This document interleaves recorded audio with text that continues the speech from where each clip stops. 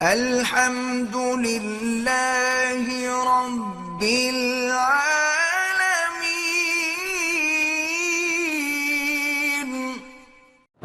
کہتے جی میرے دوست کی شادی ہونی ہے، اس کو سب چیز بتا دینی چاہیے کہ پہلی رات کیا ہوتا ہے، وہ انشاءاللہ تم سے بھی زیادہ پڑھا لکھا ثابت ہوگا، کوئی فکر نہ کرو۔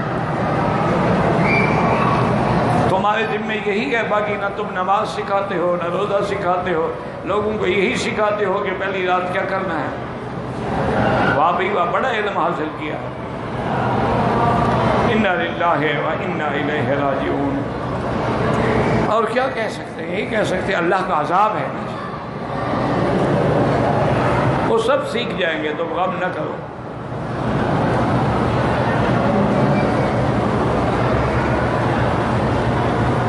بعض کہتے ہیں کہ شادی کی رات آدمی جماع نہیں کرنا چاہیے۔ یہ تم جانو، اور یہ جتنے جماع کے مسئلے ہیں نا، یہ کوکا پنڈت سے پوچھا کرو، مجھ سے تو نہ پوچھا کرو۔ اس کا اسلام سے یا دین سے تو کوئی تعلق نہیں ہے۔ اس کی بیوی ہے، چاہے پہلی رات ملے چاہے بعد میں ملے۔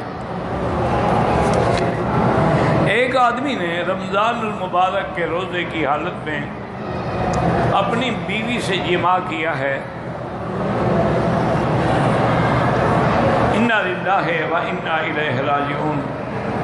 اب اس کو 2 مہینے کے روزے رکھنے ہیں لگاتار، یعنی درمیان میں کوئی روزہ نہ چھوٹے، اور توبہ بھی کرے، استغفار بھی کرے۔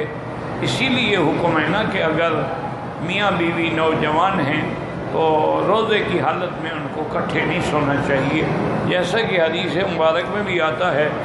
ایک آدمی نے حضور صلی اللہ علیہ وسلم سے سوال کیا کہ یا رسول اللہ صلی اللہ علیہ وسلم، میں بھی روزے میں ہوں، میری بیوی بھی روزے میں ہے، اگر ہم ایک بستر پہ ایک لحاف کے نیچے اکٹھے مل کے سوئیں، بدن کو بدن بھی لگتا رہے، تو کیا یہ جائز ہے؟ آپ نے فرمایا ہاں جائز ہے۔ صحابہ کہتے ہیں کہ کچھ دیر گزری، وہ بندہ تو چلا گیا، ایک اور آدمی آیا، اس نے آ کے بعین ہی یہی سوال کیا کہ حضور کیا میاں بیوی روزے کی حالت میں ہم کٹھے سو جائیں ایک کپڑے کے نیچے ایک لحاف میں؟ اور میں اجازت نہیں۔ اسی لیے منکرین حدیث جو ہے نا، دشمن رسول جو ہیں، وہ یہی بہانے ڈھونڈتے ہیں کہ جی یہ اچھی حدیث ہے، ایک کو فرماتے ہیں اجازت ہے، ایک کو فرماتے ہیں اجازت نہیں ہے۔ معنی یہ ہے کہ نعوذ باللہ یہ حدیث ہے ہی نہیں۔ حالانکہ محدثین اور جو عاشق رسول نے کہا دونوں حدیثیں صحیح ہیں۔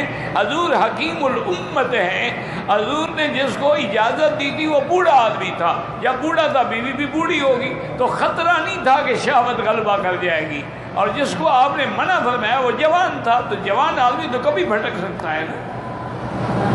اس لیے بہرحال اگر آدمی جوان ہے تو اس کو روزے میں احتیاط رکھنی چاہیے، کیونکہ کسی وقت بھی نعوذ باللہ شہوت غلبہ کر جاتی ہے اور آدمی بڑے گناہ کا ارتکاب کا۔ اب 2 مہینے تم نے روزے رکھنے ہیں۔